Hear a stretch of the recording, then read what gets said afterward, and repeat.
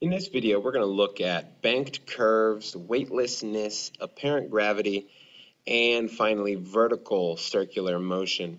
So let's start here with banked curves. And say we have an unbanked curve. So we've got a flat surface and we're going around a curve. We know that static friction is the force that provides the centripetal acceleration as this car negotiates the turn. So static friction is the force that's pushing inward towards the center of the circular path. Now, we know that the higher we go, the more likely we are to slip, and so static friction can be overtaken very quickly and easily here. So what we do with roads is we bank them so that there's an additional force that's being exerted towards the center. So if you look at a banked curve, and to begin with, we're going to consider this to be frictionless. So say this is completely coated in ice and it's perfectly frictionless. If it were unbanked, then we tried to turn and it wouldn't turn. Many of you have maybe experienced this while driving in the winter. But if we have a banked curve, we actually can still turn, and we can see this by the free body diagram. Because if we draw a free body diagram of the car over here on the right, we see that we have the weight of gravity going down, and we have the normal force that is going perpendicular to the surface of contact.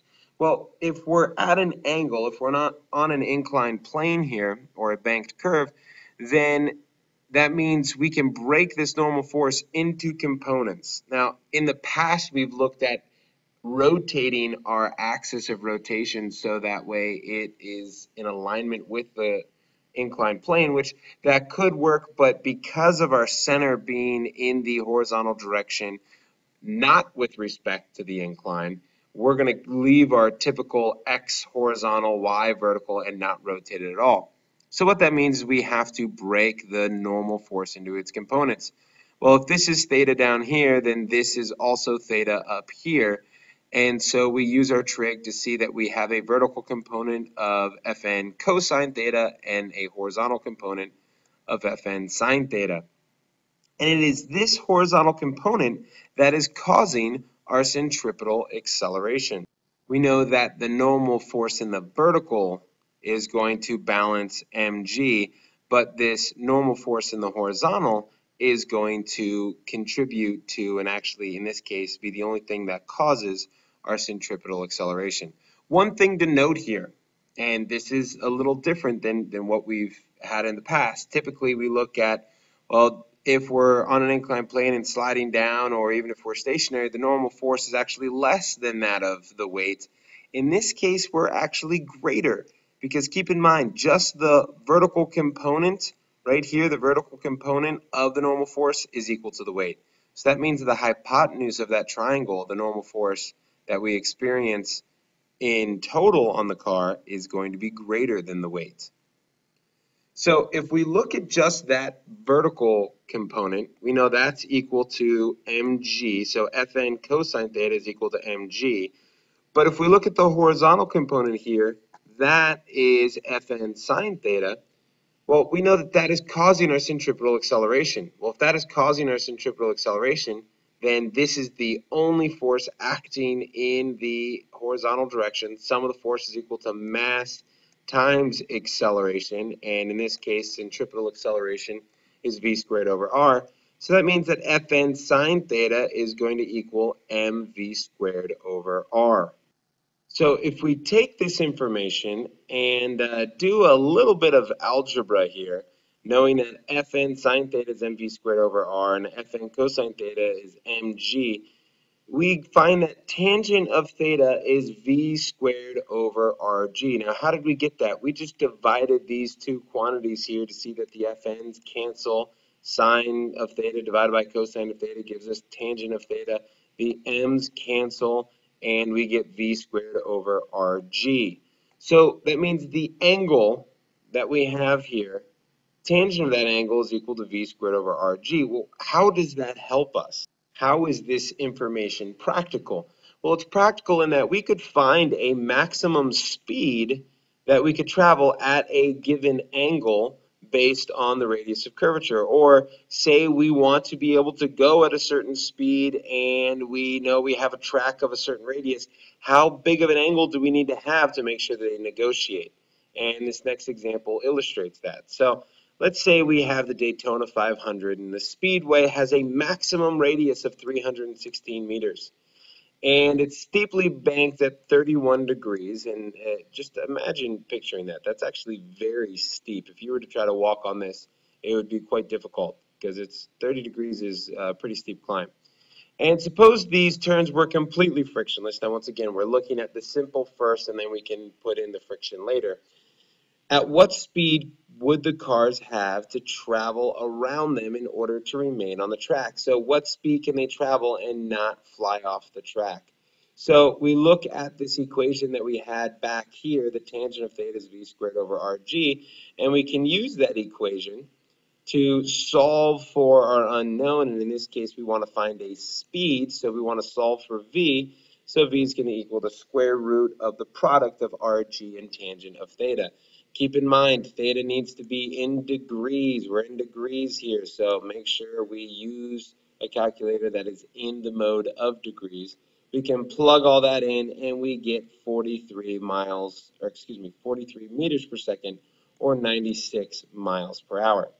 Now, because there's friction, we could actually go even faster, but say the Daytona 500 track were completely slicked down with oil, ice, whatever you want to totally take away the friction, the cars could still go around there 96 miles per hour without slipping off the, and this is because the curve is banked.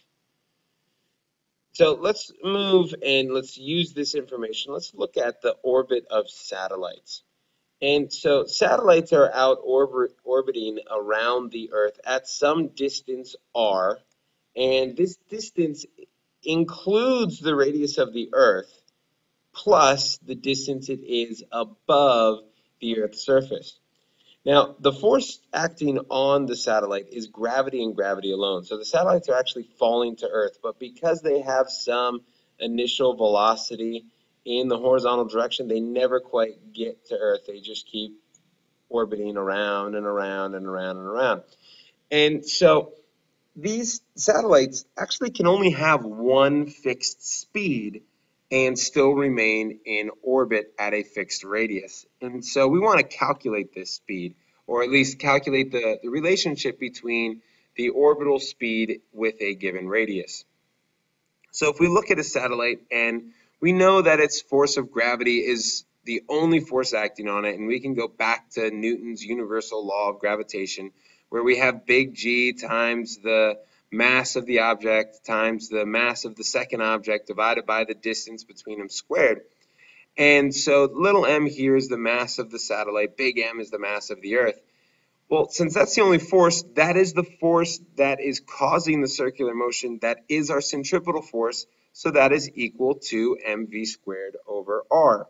Well, once again, using some algebra here, we can solve for the orbital speed to equal big G times the mass of the Earth divided by r. Now, keep in mind, this r is the distance from the center of the Earth out to the edge of the orbit. It is not the distance from the surface of the Earth.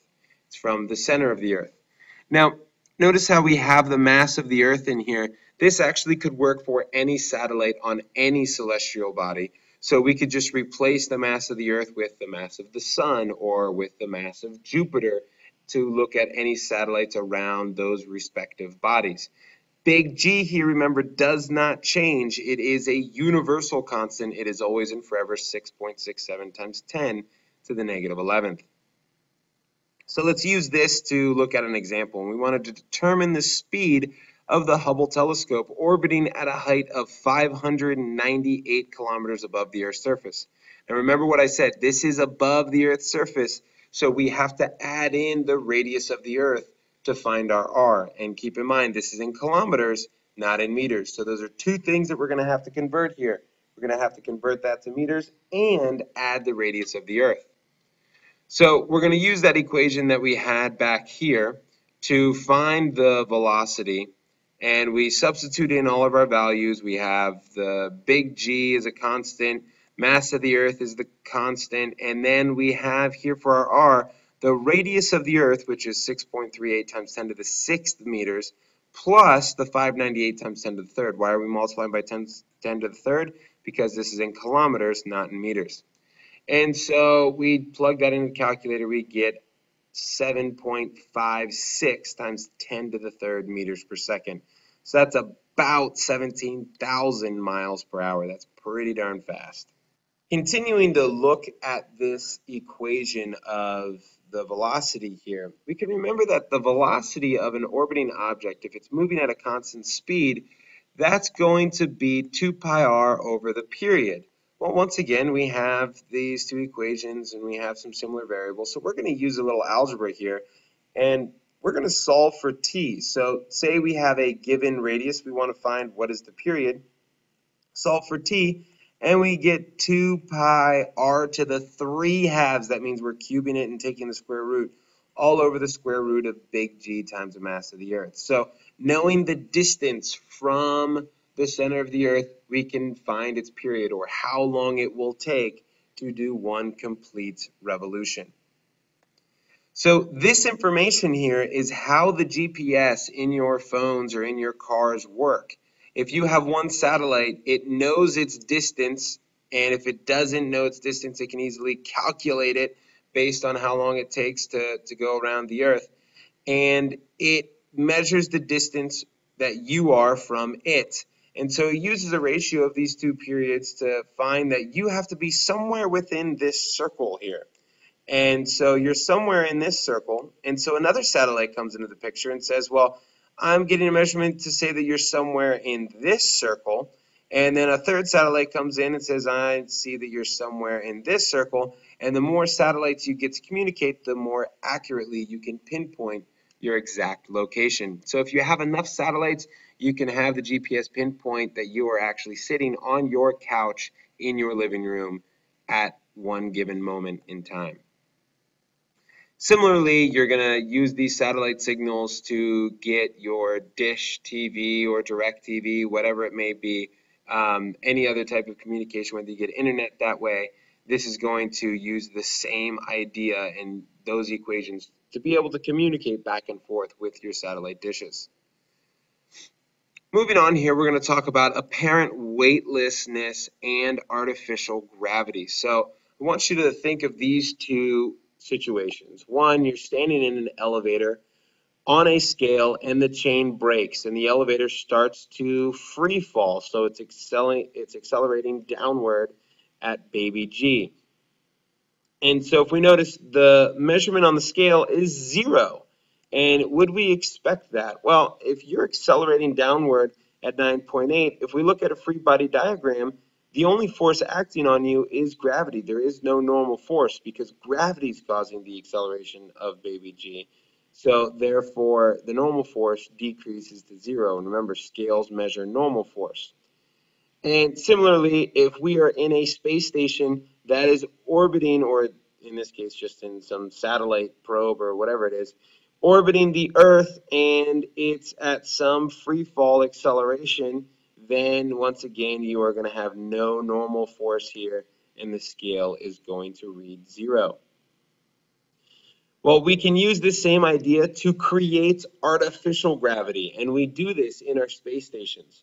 So we can create the effect. If we just increase a normal force, we can make it feel like you're experiencing the same gravity that you would experience on Earth. And we do this by rotating a big centrifuge. And so what that means is the space in which you live is just a giant hamster wheel of sorts, and we rotate the thing. And through that rotation, that causes an increased normal force because that normal force is causing you to get that circular motion. And so that normal force is your centripetal force. And so we increase your centripetal acceleration so that way you experience a normal force equal to that of the normal force you would feel on Earth because of the Earth's pull of gravity down. You push on the Earth pushes back up on you. So in this situation, we're looking at a space station that has a radius of 1,700 meters. So think about that. That's a really big radius. That's 1,700 meters. So that's almost like 18 football fields long. And so that's really, really long.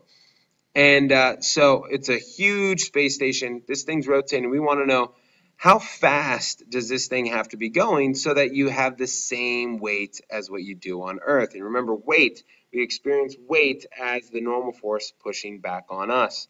So that means the centripetal force, which is mv squared over r, has to equal m baby g. Well, right away you can notice the m's are going to cancel here. And so baby g has to equal v squared over r, so that means v has to be the square root of rg. Multiply r and g together, take the square root, you get 130 meters per second. So that means the edge of this centrifuge has to be rotating at 130 meters per second. It's pretty fast. But if we do that, we can have artificial gravity inside of that space station. Last thing here, we're going to look at vertical circular motion, which is kind of similar to that centrifuge that we talked about, but a little different.